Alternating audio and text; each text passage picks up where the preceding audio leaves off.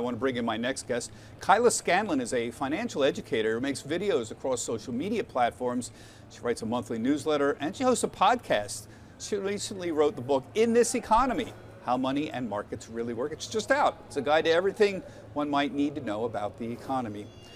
Kyla, you have developed a very large following on social media. I've been watching your career. It's very impressive. You're breaking down economics in a very accessible way, particularly for younger people. Not many people can say that they coined a popular meme phrase, but you have.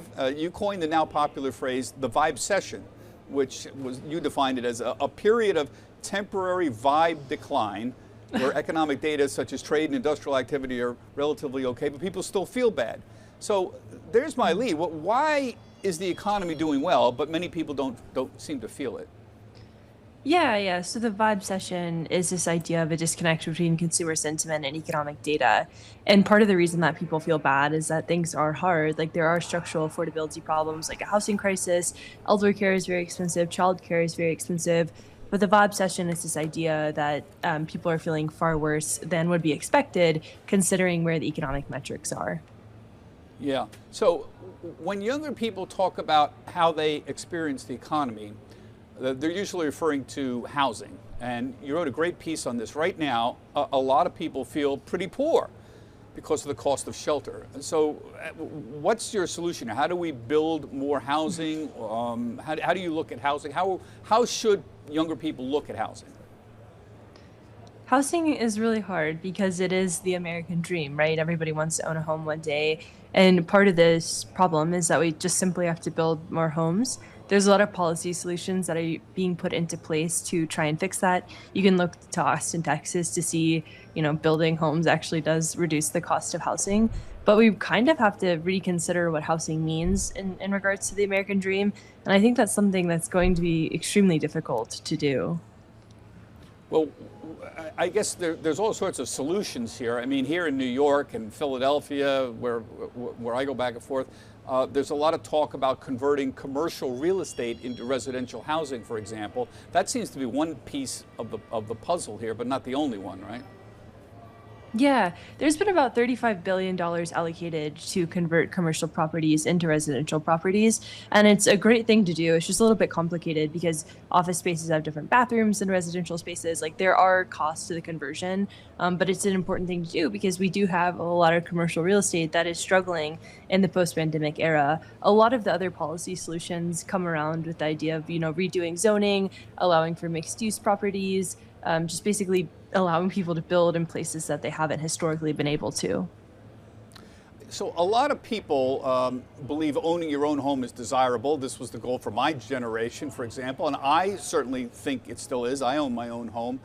But how does it rate as a strict investment long-term against, say, stocks and bonds? I know you've been doing some writing on that. Yeah, it's not a very good investment, at least relative to the stock market. I think a home has returned like maybe a little bit over 100% over a certain time frame. I can't remember the metrics exactly, but it's like minuscule compared to if you had invested, that down payment in the stock market. But the problem is, the bottom, there's a chart from the Federal Reserve, the distribution of financial assets, and the bottom 50% of Americans, all of their wealth is tied up into their home. The top 10% have equity ownership and business ownership, so they do own stocks and they do own a business. And I think we kind of have to figure out how we, stop treating the home as a speculative asset and instead allow people to invest in the stock market, help them do that, and help them navigate that kind of confusing land of markets. Yeah, this is a complicated subject. Obviously, we want to try to figure out a way to get people on the lower end of the economic spectrum to invest in stocks longer term. And yet a lot of people, as you said, on the lower end, that's their primary asset. They own the home and they feel very good about the fact that they don't have to pay any rent or anymore. They don't pay any mortgage anymore.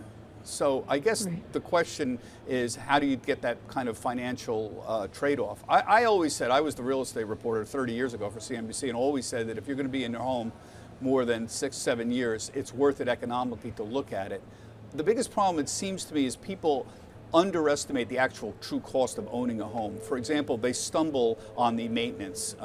My wife is a real estate agent for 35 years, and she knows exactly why people are going to spend $25,000 to put in kitchen cabinets in their house, and what's that going to do to the actual price of the home. You're not going to get that back, likely, there. So it's hard to do the metrics on this, but is home ownership any more or less desirable in the younger generation than it was in mine? In my generation, it was extremely desirable. It was really a financial goal.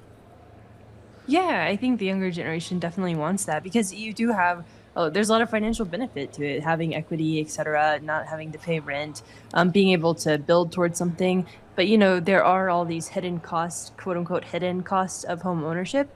Like insurance is sky high in a lot of states now. You know, Florida is one example.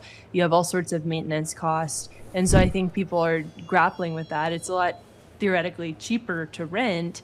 But over the long term, yeah, if you're going to live somewhere for a while, it probably makes sense to try and own a home. And people are just trying to figure out how to do that financially right now, considering where mortgage rates are, considering where home prices have been. It's difficult.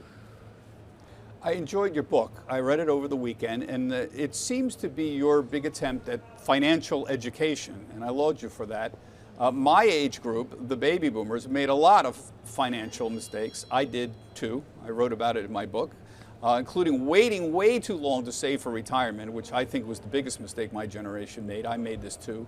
Are younger people any smarter than we were? And how do we up the ante on financial literacy? I know you have a very strong presence on TikTok. Maybe that's good news. I don't know. What's your thoughts? Yeah. Yeah, I mean, I think that now it's almost like how do you sift through all the information that's out there? I think for baby boomers, it's kind of like how do you get the information that you need to make the right financial decisions? And now it's a little bit overwhelming for the younger generation because you have so many people telling you what to do all the time. And so you're just trying to figure out what's right and what's wrong. And so my book is kind of a comprehensive overview of the economy. I think it's really important to know how the Federal Reserve, you know, will impact your life. It's really important to know how a housing crisis would impact your life, how the labor market works, et cetera. And so I think it really just is giving people the tools that they need to understand the world around them so they can make better decisions. Financial education is, I think, always going to be an uphill battle just because money is such a personal subject. But it's important that we give people the tools that they need to start somewhere. But being able to do this online, I think is the educational tools, I think is a really big thing. It seems to me, the numbers indicate that young people, for example, we didn't even have 401ks. They came in literally in the early 70s, just when I was starting my career, but easier to save money now, easier to invest. There are signs, it seems to me, that people in their 20s, for example, are certainly saving more and investing more than we did when we were in our 20s. And now, that's the 1970s for me, but it seems that way, or am I just kidding myself?